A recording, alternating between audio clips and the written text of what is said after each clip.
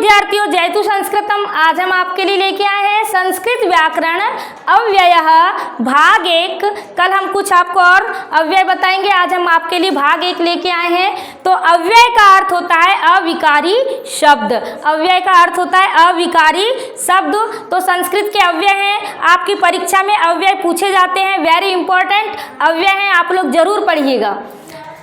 देखिए, अव्यय अविकारी शब्द है संस्कृत के वे शब्द जो सर्वदा, संस्कृत के वे शब्द जो सर्वदा एक जैसे ही रहते हैं, एक जैसे ही रहते हैं, जिनमें विभक्ति, वचन तथा लिंग के आधार पर कोई परिवर्तन नहीं होता, उन्हें अव्यय कहते हैं। तो विभक्ति जानते हैं आप कितनी होती है? विभक्ति 7 होती है। वचन 3 होते हैं, एक वचन, द्विवचन और बहुवचन। लिंग कितने होते हैं? पुल्लिंग, स्त्रीलिंग, नपुंसकलिंग, है ना। तो विभक्ति, वचन तथा लिंग के आधार पर कोई परिवर्तन नहीं होता, उन्हें अव्यय कहते हैं। तो देखिए, हम आपको संस्कृत का एक श्लोक बता रहे हैं अव्यय से संबंधित।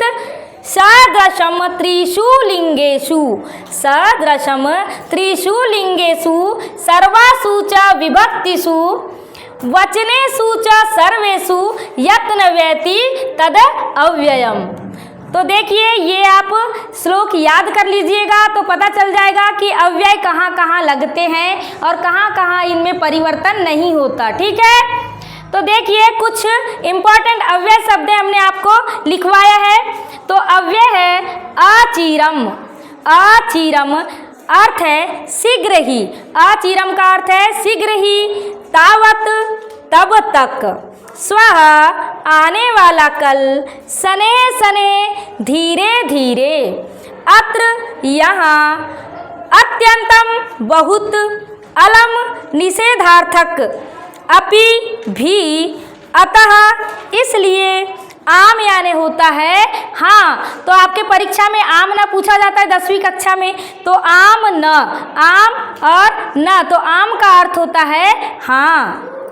अब देखिए, उच्चे जोर जोर से या ऊंचे, उच्चे मतलब जोर जोर से, एव ही, एवं इस प्रकार ऐसे, किंतु लेकिन या परंतु, कुतः यानी कहाँ से, च और, च का अर्थ होता है और, परितः यानी चारों ओर, परितः यानी चारों ओर, चारों ओर है ये।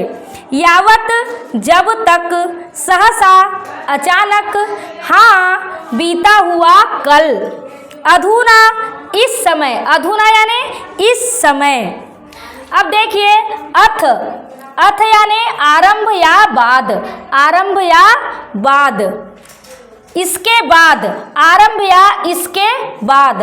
अध यानी आज, अध यानी आज, अथवा या, अन्यथा नहीं तो, अतीव बहुत अधिक, इतस्तः यानी इधर उधर, इतस्तः यानी इधर उधर, इति समाप्त या ऐसा, एकदा एक बार, किम क्या, कदा कब, कुत्र क्वा क्वचित, कुत्र क्वा क्वचित। कुछ अव्यय आते हैं आपको, कुत्र भी आ सकता है, क्वा या क्वचित का अर्थ होता है कहाँ। अभितः यानी दोनों ओर, अभितः यानी दोनों ओर, नक्तम यानी रात, नक्तम यानी रात, सर्वतः यानी सभी ओर, यत यानी की, यत्र यानी जहाँ, यद्यपि यानी अगर।